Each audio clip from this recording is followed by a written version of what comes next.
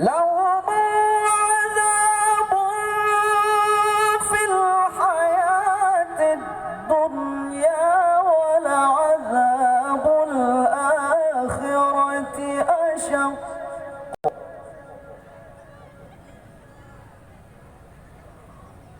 وما لهم من الله من واق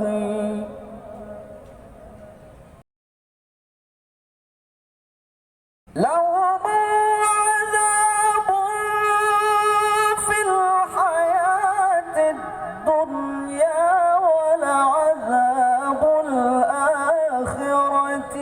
أشق